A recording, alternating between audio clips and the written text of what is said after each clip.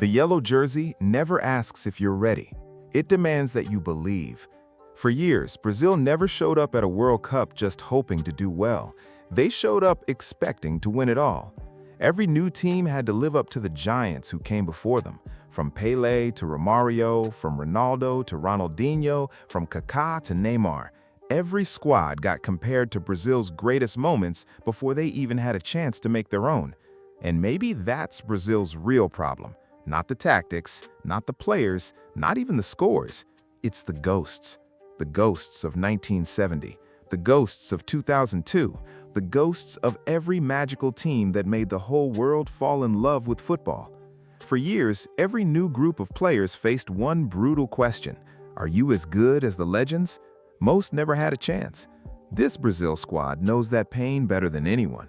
They don't have prime Neymar dancing past 5 defenders. They don't have Ronaldo scaring every goalkeeper alive. They don't have Ronaldinho smiling while turning football into art. That's exactly why so many fans stopped believing. Some accepted the glory days were gone. Others refused to let go. Right now, Brazil has 2 totally different fan bases.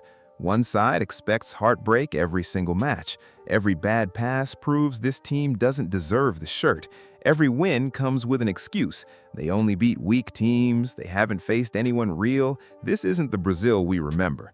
Then there's the other side, the fans who understand something simple. History doesn't repeat, it grows. They know the Brazil of 2002 is never coming back.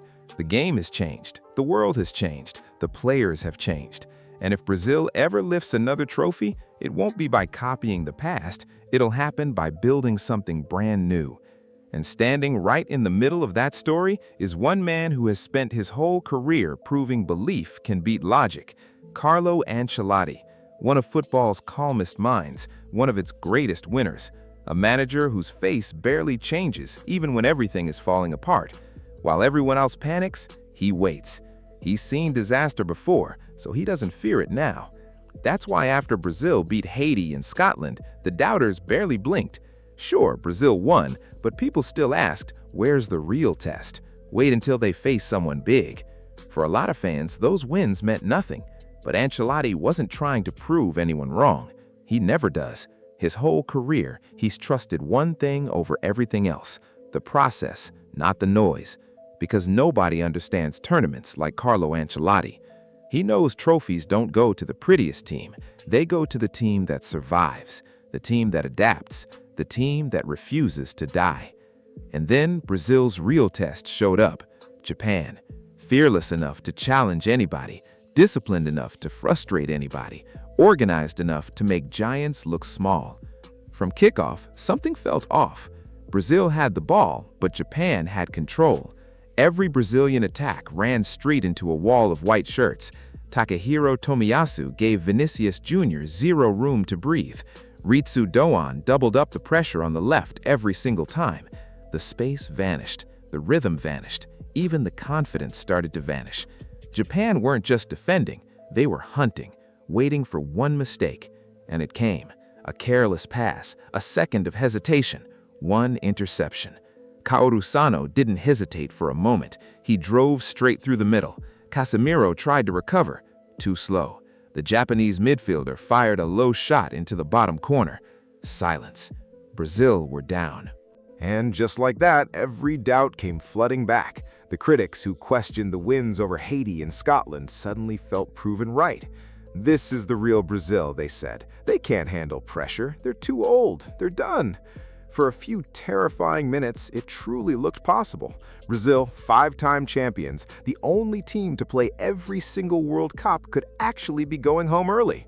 5 of Brazil's defenders were over 30 years old. Japan looked faster, sharper, hungrier. Every counterattack exposed another crack. Every rush forward raised the tension even more.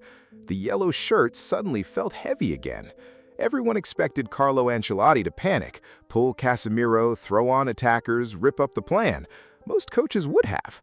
But Ancelotti has never done things the normal way.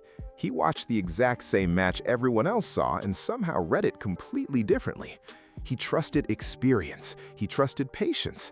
Most of all, he trusted his players, because this wasn't the first time people thought an Ancelotti team was finished, not even close. Just rewind to Europe, to the Champions League, where logic is supposed to win, except logic never seems to apply to Carlo Ancelotti.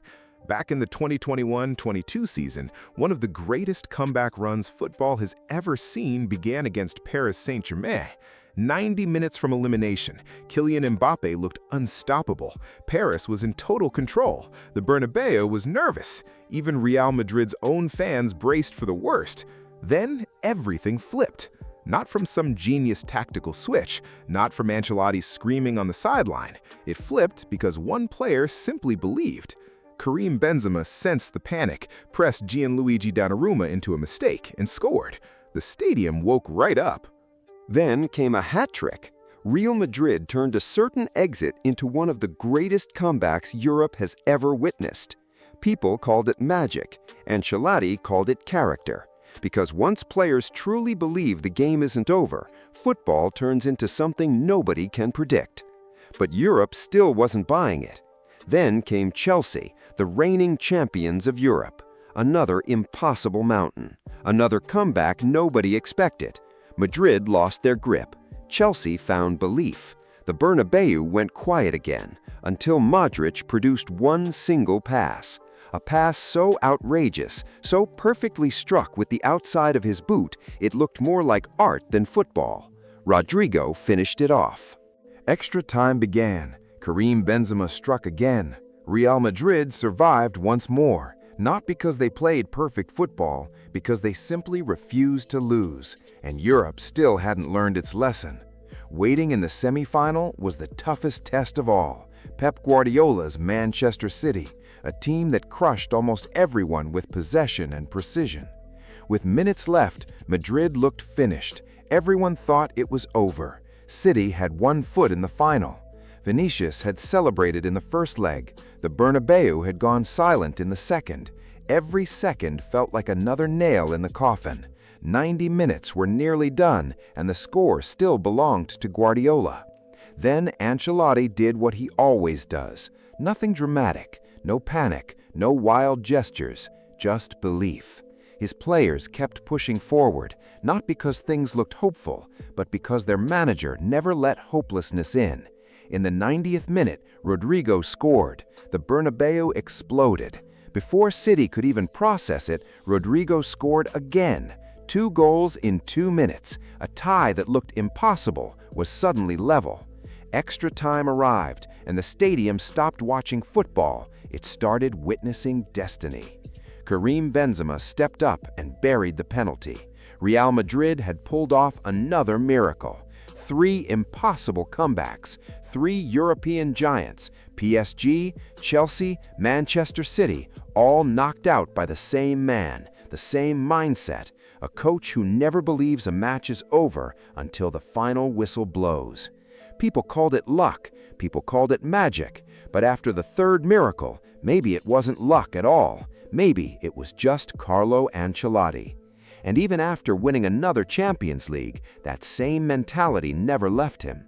2 years later, in the 2023-24 semi-final against Bayern Munich, history repeated itself. Madrid was running out of time again. The pressure inside the Bernabeu was unbearable. Bayern can almost taste Wembley. Then Ancelotti turned to his bench. Joselu, not the biggest star, not the name fans expected, but Ancelotti trusted him anyway. Within moments, Joselu equalized. Then, almost impossibly, he scored again. From despair to celebration, from elimination to another final. That's the Ancelotti effect. His greatest weapon was never a formation or a system. It was always belief. Belief that football is never truly over, that one moment can flip 90 minutes upside down, that calm always beats chaos. And that's exactly what Brazil needed at halftime against Japan. They didn't just need better football, they needed someone to erase the fear in that locker room. While millions of fans pictured another World Cup disaster, Ancelotti was already working on the fix. No yelling, no blame, just adjustments. He brought on Endrick. He shifted the shape. Brazil pushed forward with more purpose. The